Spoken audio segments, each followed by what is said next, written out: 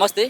తెలంగాణ ఏర్పడి 12 సంవత్సరాలు అవుతున్నప్పుడు కూడా ఇంకా తెలంగాణలో ఆంధ్ర నాయకుల యొక్క పెత్తనమే చెలాయిస్తున్నట్టుగా స్పష్టంగా కనబడతా ఉంది. ఒక పక్కన తెలంగాణ యాస పైన, తెలంగాణ భాష పైన, తెలంగాణ సంస్కృతి పైన ఇప్పటికే దాడి జరుగుతూ ఉంటే తెలంగాణలో ఉన్నటువంటి జర్నలిస్టుల భార్యలను సైతం కూడా అరెస్ట్ చేసేటువంటి ఒక ప్రయత్నం చేస్తూ ఉన్నారు. అడ్డొచ్చినటువంటి వాళ్ళని ఆడవాళ్ళని కూడా చూడకుండా వాళ్ళపైన చేసేటువంటి ఒక ప్రయత్నం చేయడం జరుగుతూ ఉంది. రీసెంట్గా కేవీఆర్ని అరెస్ట్ చేసి ఆంధ్రాకి తీసుకువెళ్ళినటువంటి పోలీసుల తీరు పట్ల ఇప్పటికే తెలంగాణలో ఉన్నటువంటి మేధావులంతా కూడా బగ్గుమంట ఉన్నటువంటి తీరు కనబడతా ఉంది. మాట్లాడదాం, మనతో పాటు senior journalist Pasham Yadagiri sir మాట్లాడదాం. సార్ నమస్తే. సార్, మీరు ఆల్రెడీ చూసే ఉంటారు. సో ఒక ఆడామ అన్నటువంటిది కూడా చూడకుండా ఆమె పైన చేయిలేసి నెట్టేసి ఆంధ్ర సంబంధించిన పోలీసుల యొక్క పెత్తనం ఏంటి? ఈ విధంగా బహిరంగంగా తెలంగాణకు వచ్చి వాళ్ళు ఇక్కడ నుంచి ఒక జర్నలిస్ట్ని తీసుకుపోవడం పట్ల మీ అభిప్రాయం ఏంటి? ఒకటి, ఇక్కడ పరిపాలన ఇంకా చంద్రబాబుదే సాగుతుంది. తెలంగాణ ఏర్పడలేదు. రెండు రాష్ట్రాలకు ముఖ్యమంత్రి చంద్రబాబు అన్నట్టు బిహేవ్ చేస్తున్నాడు.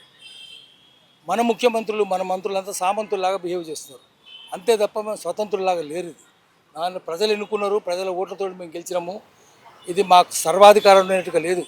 మేము వాళ్ళకు బానిసలం, ఆంధ్ర వాళ్ళకు బానిసలం అన్నట్టే ఉంది. పూర్వం కూడా అసెంబ్లీలో 200 మంది ఆంధ్రులు ఉంటే 100 మంది తెలంగాణలో ఉంటారు. మొత్తం అధికారాలు వాళ్ళే ఉంటుండే.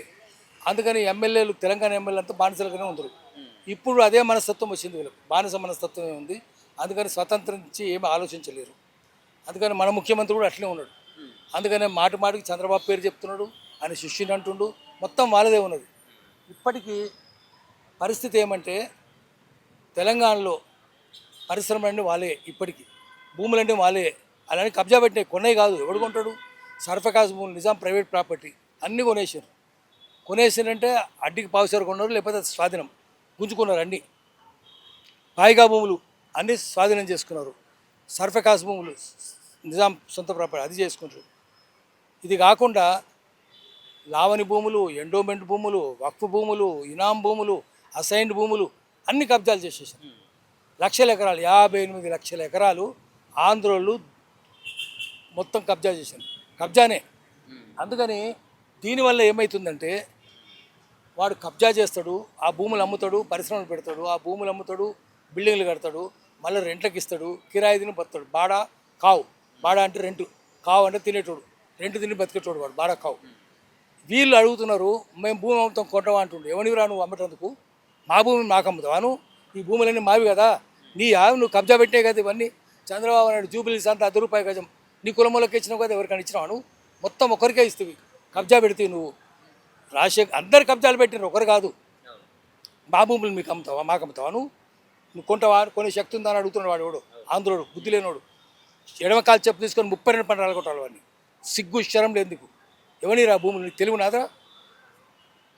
న్యూస్ సియాటిల్ రెడ్ ఇండియన్స్ ఉంటే చీఫ్ ఆఫ్ న్యూస్ సియాటిల్లో రెడ్ ఇండియన్ నాయకుడు, ఆయన దగ్గరికి ఒక అమెరికా వాడు పోయి ఈ భూమి అమ్ముతావా అన్నాడు. ఆయన ఏమన్నాడు? ఇది భూమి అమ్మడానికి నేనెవరిని, నువ్వెవరిని కొనడానికి? ఈ భూమి నేను సృష్టించినా? ఈ భూమి మనల్ని సృష్టించింది. దాన్ని నువ్వెట్లా అమ్ముతావు? నేనెట్లా కొంటాను? నువ్వెట్లా కొంటావు? నేను ఎట్లా అమ్ముతా? కొనడానికి వీలు లేదు అని చెప్పిండు. ఈ అడవి నువ్వు సృష్టించినవా? ఈ పక్షులు నువ్వు సృష్టించినవా? ఈ చెట్లు నువ్వు సృష్టించినవా? నేను సృష్టించినా? నేనేమని అమ్మడానికి, నువ్వెవరు కొనడానికి అన్నాడు. ఇప్పుడు అంతే, నువ్వెవరిని అమ్మడానికి, మేమని కొనడానికి? భూమి ఎవరిది? ఇక్కడ పేద ప్రజలది. దేవాదాయ భూములు, ముస్లిం దేవాదాయ సంస్థ, హిందూ దేవాదాయ సంస్థలు. వక్ఫ్ అంటే ముస్లిం దేవాదాయ సంస్థ, వాళ్ళ భూములు. నిజాం ప్రైవేట్ భూములు, ప్రభుత్వ భూములు. సర్ఫకాజ్ అంటే ప్రభుత్వ భూములు. అవన్నీ పాయిగాలు అంటే నిజాం బ్లడ్ రిలేషన్స్. ఆ భూములన్నీ మీరు కబ్జాలు పెట్టినరా లేదా?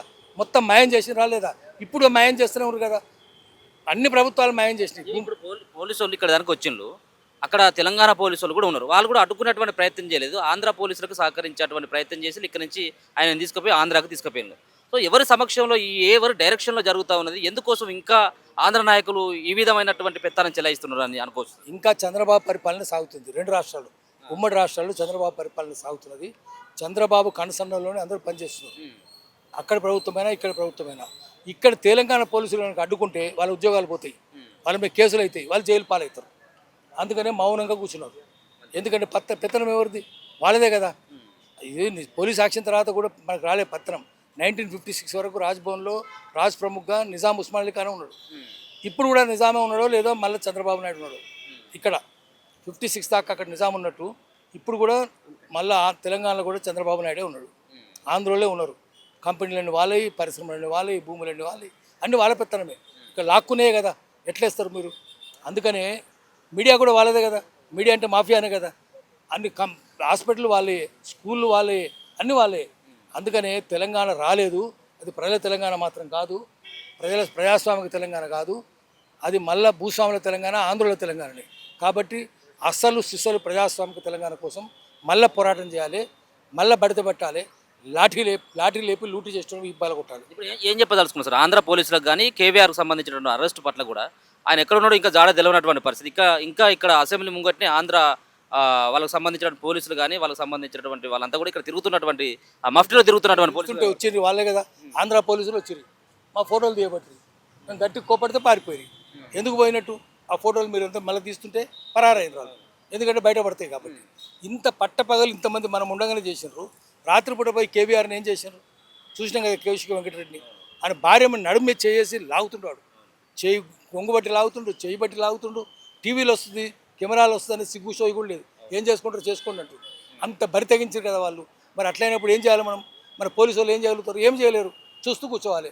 బానిసలే కదా వీళ్ళు. అందుకని మొత్తం ఇంకా తెలంగాణ రానిలేదు, ఆంధ్ర పరిపాలనే ఉన్నది.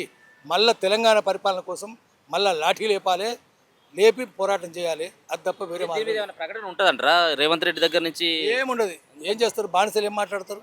ఏం నోరిప్పరు. కాబట్టి ఏం చేయదు. ద్రౌపది గుడ్డు నిలుపుతుంటే ద్రోణుడు భీష్ముడు ఏమైనా మాట్లాడినరా? ధర్మరాజు మాట్లాడినా? భీముడు మాట్లాడినా? అర్జునుడు మాట్లాడినా? ఏం మాట్లాడరు. ద్రౌపది గుడ్డు నిలుపుతుంటే వీళ్ళు అంత పెద్ద పైలవాన్ భీముడు ఏమైనా నోరిప్పలేదు కదా. ఇప్పుడు ఈయన కూడా ఇప్పడు బానిసలే కదా, బానిసలు ఇప్పరు. కాబట్టి ఈయన కూడా నోరిప్పరు. అందరినీ గౌరవిస్తా ఉన్నాం, ఉద్యమకారులను గౌరవిస్తూ ఉన్నాం, మేము అందరికి కూడా అంటే జీతాలు కూడా మేము సరైనటువంటి టైంలో ఇస్తాను ఉద్యోగస్తులకు కూడా, మళ్ళీ నేనే వస్తానని చెప్పేసి కూడా మాట్లాడుతూ ఉన్నారు. అవన్నీ నిజమా? నమ్ముతాం మనము? రాజకీయ నాయకులు ఏది చెప్పినా నమ్మద్దు. రాజకీయ నాయకులు అయినా మాట్లాడితే నల్లమల్ల నక్కలు కూడా నవ్వుకుంటున్నాయి. ఏవి నమ్ముతలేవు దాన్ని అంతా. అందరిదంతే. ఏమి ఇచ్చిండ్రు? ఆఖరి ఆ స్టాఫ్ చూడండి, అవుట్సోర్స్ స్టాఫ్ ఉన్నది, కాంట్రాక్ట్ వర్కర్స్ హాస్పిటల్లో, వాళ్ళకి 11,000 జీతం నెలంతా తిరిగితే. వాళ్ళకి అది 6 నెలల నుంచి జీతాలు కూడా ఇస్తలేరు. అనేక సంస్థలు జీతాలు ఇస్తలేరు. ఏం చేస్తున్నారు? ఇక్కడ ఆర్టీసీ ఉద్యోగుల నుంచి ఎంత పెద్ద కష్టాలు, ఆందోళన చేస్తున్నారు. ఏం చేస్తున్నారు? ఇవన్నీ కథలే. అప్పుడు కేసీఆర్ చెప్పింది కథనే, ఈయన చెప్పేది కథనే. ఇది ఎవరు నమ్ముతలేడు. ఎవరిని మాట్లాడితే చీచి అని ముక్కు మూసుకుంటారు, చెవులు మూసుకుంటారు, ముక్కు మూసుకుంటారు రాజకీయ నాయకులు చెప్తే. అన్ని పార్టీలు అంతే. ఒక రేవంత్ రెడ్డి ఒకటే కాదు, అన్ని పార్టీలు దొంగలే, అన్ని పార్టీలు లంగలే. అందుకని వాడు ఎవరు నమ్ముతలేడు. మనం కూడా నమ్మొద్దు. ఒక ప్రత్యామ్నాయం తీసుకొని రావాలి అంతే తప్ప ఈ పార్టీ ఆ పార్టీ అని పోవద్దు. అందరు దొంగలు. కేసీఆర్ ఎంత దొంగను, రేవంత్ రెడ్డి ఎంత దొంగ. ఇద్దరు మిలాఖతే ఉన్నారు, కలిసే ఉన్నారు.